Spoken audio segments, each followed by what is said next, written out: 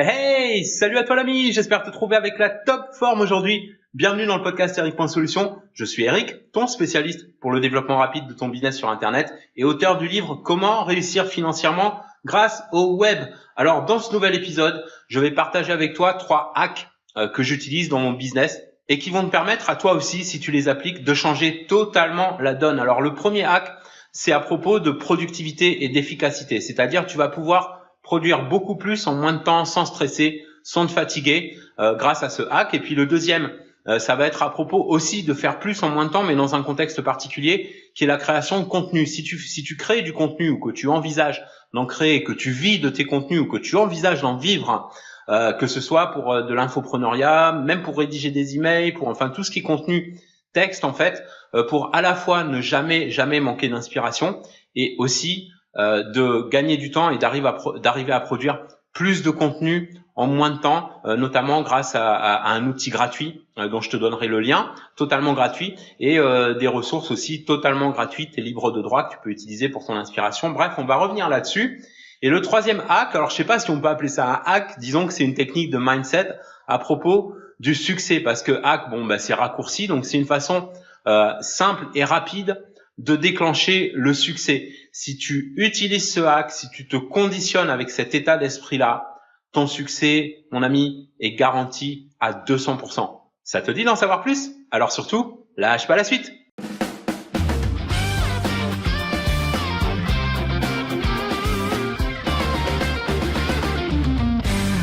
Salut à toi et bienvenue dans le podcast. Alors aujourd'hui, on va parler de hack. Alors pas parler de hack en général, tu vois, mais je vais déjà en partager 3 avec toi aujourd'hui et puis on verra si dans d'autres épisodes, on peut en partager d'autres ensemble. Et ça m'intéresse aussi d'avoir tes retours d'expérience. Alors le premier de ces hacks, c'est par rapport à la productivité. Alors je l'ai pas inventé, tu vois, je me suis inspiré.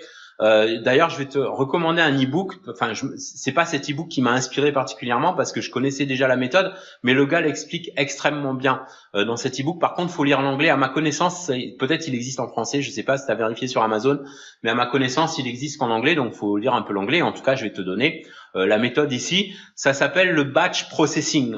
Donc, le batch processing en anglais, traduire, c'est procéder par paquet, quoi. Donc en fait c'est du regroupage. Voilà, si on veut trouver le meilleur équivalent français, je pense que c'est du regroupage. À la base, le batching process, ou processing batch, batching process, c'est dans le jargon informatique, c'est dans le contexte informatique, c'est-à-dire que ça consiste à aligner une série de tâches et de les automatiser. Donc là, c'est pas spécialement tout automatisé, mais c'est à propos d'être beaucoup plus efficace. Alors attends, je vais essayer de te retrouver quand même c'est pas pour faire de la lecture ou quoi, tu vois, mais le gars il explique tellement bien. C'est voilà, donc j'ai retrouvé dans le Kindle. Alors un ordinateur exécute une série de programmes ou de travaux sans avoir besoin d'intervention humaine à chaque fois. Et donc c'est pas des événements, mais des programmes qui sont mis à la queue les uns des autres et donc qui sont faits automatiquement. Là, c'est pas totalement automatique parce que c'est à l'échelle humaine, donc c'est toi qui va le faire. Mais c'est une façon de répartir, tu vois, d'organiser ton emploi du temps qui va te permettre de produire beaucoup plus de choses en moins de temps et de t'aider à garder un focus à toute épreuve. Voilà. Donc si par exemple, imaginons par exemple, tu as un produit à lancer, une campagne à faire. Et donc t'as des emails à préparer. Il faut que tu prépares une série d'emails. Il va falloir que tu prépares aussi ton produit. Il faut créer ton contenu, bien sûr. Peut-être que le marketing pour faire connaître ton contenu, ça va être des campagnes publicitaires, du blogging, les réseaux sociaux, etc. Bref, il y a toute une quantité de choses que si on les met dans une to-do list, si on les liste comme ça, les unes à la suite des autres, c'est cauchemardesque, ça fait mal à la tête, on se dit oh là là, va falloir que je fasse tout ça. Alors comment réduire justement ce qui nous paraît comme une montagne de trucs en des mini-séries de trucs qui vont te prendre finalement pas tant de temps que ça à réaliser. Exemple. Donc imagine tu lances un produit ou tu lances une formation, un contenu, n'importe. Et et que ça implique une ou plusieurs de ces tâches-là, en tout cas au moins 3 ou 4 de ces tâches-là, comme par exemple de la création de vidéos ou d'audio, de la création de textes, des emails, du blogging. Alors peut-être dans ton business, je sais que j'ai parmi mon audience, il y a des personnes qui font du business en prenant en vendant par téléphone aussi. Toi, c'est peut-être pas ton truc, mais il y en a qui font ça. Donc il faut passer des coups de fil. Des fois il faut faire des petits rapports, même si t'as pas un boss derrière toi, c'est bien de se faire un petit rapport de temps en temps, et toute une quantité d'autres choses que tu as besoin de performer dans le cadre de ton business. Et le batch processing, ça va consister à regrouper toutes les tâches similaires. Donc par exemple, dans l'exemple qu'on vient de donner, la création de contenu, tu vas te bloquer 3 heures dans une journée. Alors 3 heures que tu vas diviser en 2 fois 1h30, et donc 1h30 de concentration, de focus sur un seul truc, pas de Skype, pas d'email, pas de Facebook, rien du tout, pas la voisine qui sonne, rien, que le focus à 200% sur le truc. Et donc pendant 1h30, 90 minutes maximum, si tu ressens le besoin de faire une pause après 1 heure, tu peux le faire aussi. Donc après, c'est à toi de gérer et de selon ton feeling et tout. Mais ce qui est recommandé, c'est 2 tranches de 90 minutes avec une pause de, on va dire, entre 15 et 20 minutes entre chaque, pendant laquelle tu décroches totalement, tu oublies l'ordinateur, tu oublies le téléphone, tu fais comme si tu vivais à la préhistoire. Tu vas marcher un peu dehors, tu fais quelque chose qui a rien à voir, pas Facebook hein, évidemment, tu fais quelque chose qui a rien à voir avec l'informatique, où tu décroches du truc et tu reviens après ta pause tout revigoré, créatif et tout, ok? Donc par exemple la création de ton contenu, si c'est des contenus de texte, si c'est un e-book sur lequel tu es en train de travailler, en 2 tranches d'1h30, tu vas pouvoir écrire facilement. Par exemple, si tu veux publier un guide informatif, genre Kindle ou quoi, tu vas pouvoir faire, alors peut-être pas la moitié du guide, tu vois, mais tu vas déjà bien avancer, tu peux en faire au moins le tiers. Je n'exagère pas, le tiers, parce que les e-books, c'est pas si, il n'y a pas besoin de faire des romans littéraires ou des bouquins de 200 pages, sauf si tu veux faire un super lancement ou devenir New York Times best-seller ou autre. Dans ce cas-là, c'est autre chose. Mais là, si tu veux publier, tu vois, une série de guides, par exemple, ou quoi, c'est idéal. Ça peut être aussi du contenu pour des formations que tu vas enregistrer, donc tu te prépares des trames, bref, etc. N'importe, des contenus écrits, tout ce qui est écrit. Donc tu prends, tu fais par batch, tu regroupes. Si c'est le lendemain, tu peux faire, alors le lendemain ou l'après-midi, c'est à toi de voir comment tu veux gérer les horaires. Si tu veux faire une journée de boulot, tu vois, une journée de taf à 3-4 heures maximum, tu peux faire le reste le lendemain. Le lendemain, tu vas te planifier du blogging. Tu vois, si t'as un blog, hein, bien sûr. Si tu as un blog et que tu veux publier des articles, tu vas te caler pareil, le même principe, 3 heures en 2 tranches, pendant lesquelles tu vas faire rien d'autre que d'écrire des articles. Tu vas en écrire 3 et tu vas les programmer dans la semaine. Tu vois, tu peux par exemple les faire le lundi ou le mardi et les programmer pour mercredi, vendredi, dimanche. Tac. Enfin, c'est un exemple. Hein. Après, tu pourrais partir comme tu veux, bien sûr.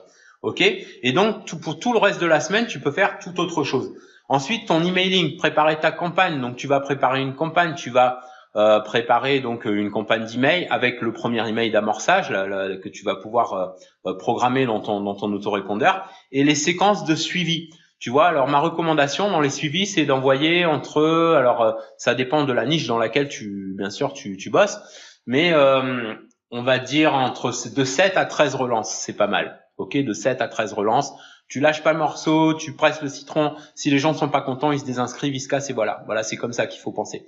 Donc ça, tu fais ton emailing et puis après, tu peux te choisir des petites tranches dans la journée de 30-40 minutes pendant lesquelles tu vas exclusivement consulter tes emails et consulter le Facebook, les réseaux sociaux, etc.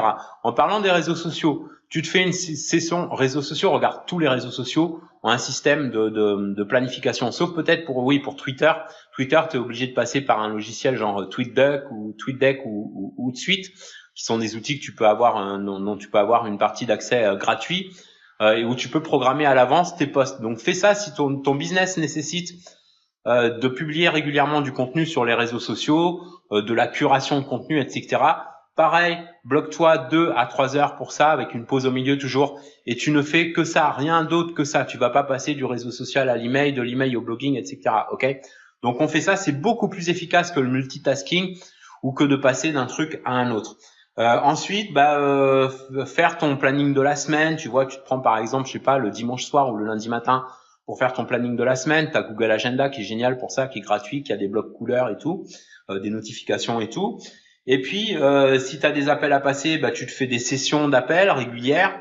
Voilà, quelles que soient les activités, fais des regroupements. Vidéo, pareil, si tu fais de la vidéo ou de l'audio, tu vas faire une session pendant laquelle tu vas faire que ça. Donc, par exemple, montage du son, élimination du bruit de fond, montage coupure, tu vois, montage sur les logiciels comme Camtasia, Camstudio ou autre. Bref, tout ce qui touche à la vidéo, même faire ta vidéo, shooter ta vidéo. Alors, soit des vidéos que tu fais en montrant ta tête, soit des vidéos que tu fais en vidéo d'écran ou des diapos PowerPoint, n'importe. Mais quoi qu'il en soit, tu te fais une demi-journée vidéo, voilà, où tu fais rien d'autre que ça. Et à la limite, l'après-midi, tu te relaxes, t'es tranquille, tu vas pas stresser. Et tu vas pas être là à te dire, oh là là, il faut que je bosse du matin au soir parce que ça, faut que ce soit fait à tel jour, à telle heure, machin. Parce que sinon, c'est le burn-out garanti. OK? Donc voilà la recommandation pour produire un maximum en moins de temps. Essaye ça, fais-le vraiment. Attends pas, attends la fin du podcast quand même. Et puis après, mets-toi-y, commence à te programmer, mets dans ton Google Agenda par exemple, ou n'importe quel agenda tu utilises, ou une application d'agenda sur ton smartphone ou autre, et fais-toi ça. Prépare-toi donc des sessions de batching, tout simplement. Alors ensuite, le deuxième hack, c'est aussi un peu à propos de produire plus en moins de temps, mais c'est spécifique à la création de contenu. Avec ce hack et avec des ressources gratuites dont je vais te donner les liens, alors je vais essayer de te donner les liens dans la vidéo si tu regardes la version YouTube du podcast, mais je vais te les mettre aussi en description et en tout cas je vais te les dire verbalement ici. Donc les deux premières ressources, c'est totalement gratuit, hein. C'est pour l'inspiration. Voilà, pour l'inspiration par rapport à tes contenus, si tu vis de tes contenus ou que tu veux vivre de tes contenus, que ce soit de l'e-booking, enfin des e-books ou des formations ou n'importe, et que tu manques d'idées, utilise tout ce qui est du domaine public. Alors le domaine public, des fois on a tendance à se dire, par définition, si c'est tombé dans le domaine public, c'est vieux, c'est plus d'actualité, machin. Et je peux te dire que il y a beaucoup d'entrepreneurs, beaucoup d'infopreneurs qui gagnent extrêmement bien leur vie en reprenant des contenus du domaine public, évidemment, auxquels ils ajoutent leurs propres idées. Et c'est une excellente amorce pour l'inspiration. T'es pas obligé de faire du copier-coller. Donc la première ressource, ça s'appelle openlibrary.com. Alors attends que je te remette le lien exact. openlibrary.org. Donc openlibrary tout attaché, donc openlibrary.org. openlibrary.org. Et sur openlibrary.org, donc tu as une infinité je crois qu'il y a plus de 36 000 ressources. Donc il y a en anglais et en français. Tu peux trouver des livres du domaine public dans différents langages. Par contre, il n'y a pas beaucoup de contenu, tu vois, en français, donc il vaut mieux lire un peu l'anglais. Mais par exemple, pour la niche des recettes, il y a plein de recettes de cuisine libres de droit. Et donc, si tu veux publier un recueil de recettes, tu peux faire beaucoup d'argent avec des bonnes recettes. Si le packaging est bien fait, les recettes, c'est très très recherché dans les livres et dans les Kindle aussi. Et donc, si t'as un bon recueil de recettes avec des recettes à l'ancienne, en plus des recettes, tu vois, qui datent un peu du siècle dernier, c'est juste c'est juste génial quoi. Tu fais une couverture un peu vintage. Et tu fais recueil de recettes de mon arrière-grand-tante, enfin tu vois, je dis n'importe quoi. Mais bref, après c'est une question de marketing, mais tu peux trouver des idées de contenu aussi, alors plus c'est vrai en anglais qu'en français. Donc il y a une autre ressource où tu as à la fois de l'audio et de l'e-book, ça s'appelle loyalbooks.com. Donc loyal comme loyal, books tout attaché.com. loyalbooks.com. Et là aussi tu peux choisir, tu peux cliquer sur français. Mais c'est vrai, il y a plus de fiction que de contenu de niche. Et donc moi, par exemple, tu vois, je m'en sers beaucoup avec des contenus anglophones. Par exemple, sur le business, moi, je tape le mot business et donc dedans, je trouve des idées.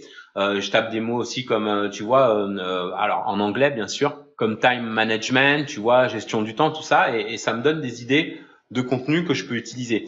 Et donc le deuxième outil, et celui-là, alors que tu parles français, anglais ou n'importe, c'est l'outil qui va te faire gagner un temps phénoménal et qui va te permettre de créer tes contenus sur deux formats à la fois en une seule fois. Alors, j'ai rien inventé là, c'est la reconnaissance vocale. Mais la reconnaissance vocale à un stade vraiment sophistiqué. C'est un outil qui est totalement gratuit, qui marche sur navigateur et moi j'ai essayé sur plusieurs navigateurs et le mieux je trouve c'est sur Chrome, sur Google Chrome. Speech Notes, alors je sais pas si tu as déjà utilisé un peu des outils de reconnaissance vocale comme on a dans les applis des fois, les smartphones, les trucs genre Siri et tout ça.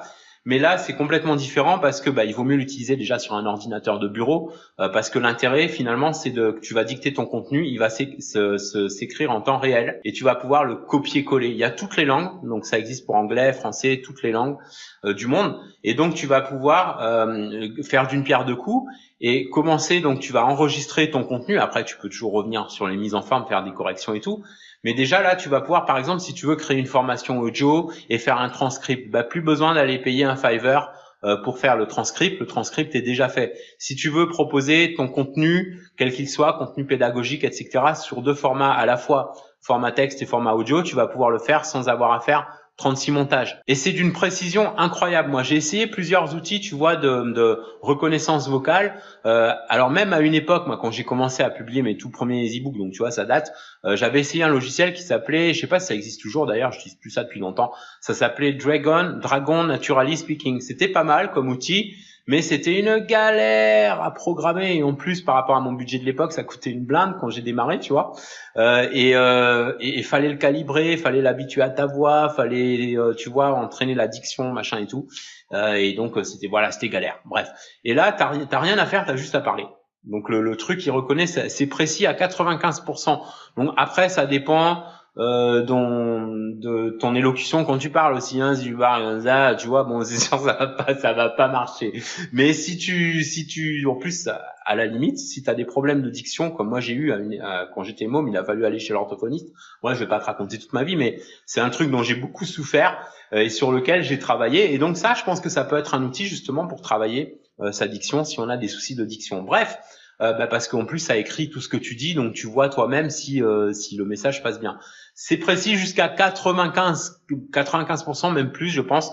Moi, j'ai eu très peu d'erreurs dessus en utilisant cet outil jusque-là. Et après, il y a quelques petites corrections qu'on peut faire via son éditeur de texte préféré. Il suffit de copier-coller le texte ensuite et de le coller sur le document de son choix. Et après, tu peux passer de l'éditeur de texte au vocal assez facilement, et tu peux dire point. Alors quand tu veux mettre un point, tu dis point, virgule, tu mets une virgule, etc.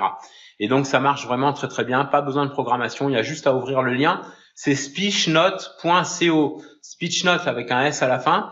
Donc c'est anglophone à la base, mais il y a un menu déroulant où tu mets français, et là donc tu vas pouvoir l'utiliser en français. Alors speechnote.co, alors S comme Sophie, P, E, donc 2 E, C-H-N-O-T-E-S, tout attaché, speechnote, note au pluriel avec un S à la fin, .co. Voilà, donc ça c'était la combine, le hack pour produire beaucoup plus de contenu en moins de temps. Et troisième et dernier hack, enfin, je sais pas si on peut appeler ça vraiment un hack, on va plutôt parler de mindset, peut-être c'est à propos du succès. Alors je sais, on entend souvent des trucs de mindset, de succès, j'en ai même communiqué certains avec toi, partagé certains avec toi dans les podcasts et certaines vidéos que j'ai faites. Mais là, ce que je voudrais te donner, c'est un truc, pourquoi je dis c'est un hack, parce que c'est vraiment un raccourci, c'est rapide et ça se passe en 3 phases. La première phase, alors c'est un hack pour le succès, pour garantir à 200% le succès dans ton business.